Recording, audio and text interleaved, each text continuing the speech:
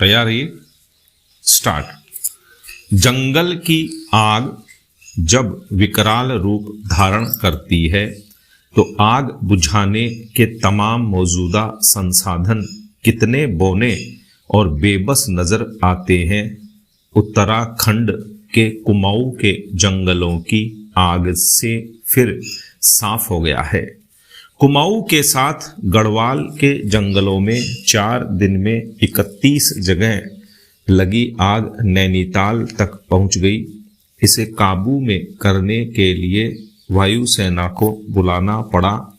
One विभाग के मुताबिक आग में 33.34 हेक्टेयर वन क्षेत्र नष्ट हो चुका है। पैरा जैव विविधता के मामले में भारत को दुनिया के सबसे संपन्न देशों में गिना जाता है।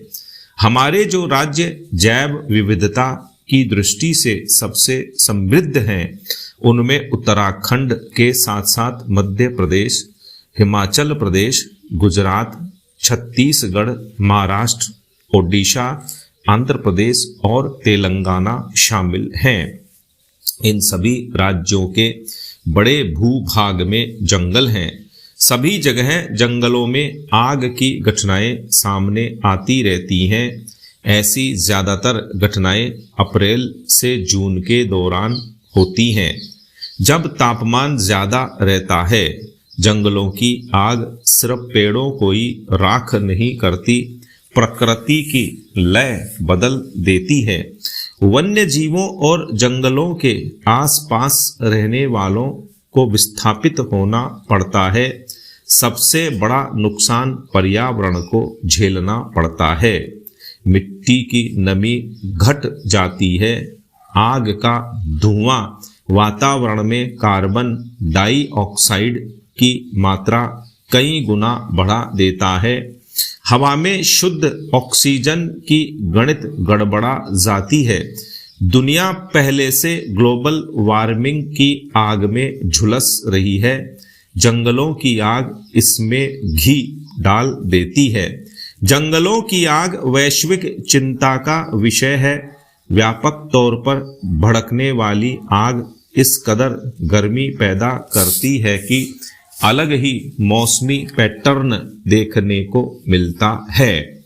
हवाओं की रफ्तार बढ़ने लगती है और आग तेजी से बड़े इलाके में फैल जाती है। अमेरिका के ओरेगन राज्य के जंगलों में 2021 में इसी तरह बड़े पैमाने पर आग भड़की थी और कई दिन तक धधकती रही थी। पैरा भारत के जंगलों में आग लगने के कई कारण हैं। पतझड़ के बाद जंगलों की जमीन पर सूखी लकड़ियों, घास, खरपतवार और पत्तों का ढेर बढ़ता जाता है। अप्रैल मई का ज्यादा तापमान इनके लिए माचिस का काम करता है। अमेरिका में जंगलों की आग से बचने की नई नीति में जंगलों की नियमित सफाई को अनिवार्य कर दिया गया है। वहां दमकल वाले सूखी लकड़ियों और खरपतवार को जमा कर जला देते हैं। इसी तरह की नीति भारत के जंगलों के लिए भी बनाई जानी चाहिए। हमारे वैज्ञानिकों को जंगलों की आग बुझाने के आधुनिक यंत्र विकसित करने पर भी ध्यान देना चाहिए। जंगलों के आसपास रहने वालों को आग बुझाने के प्रशिक्षण के साथ संसाधन भी मुहैया कराए जाएं ताकि आग पर समय रहते काबू पाया जा सके। स्टॉप।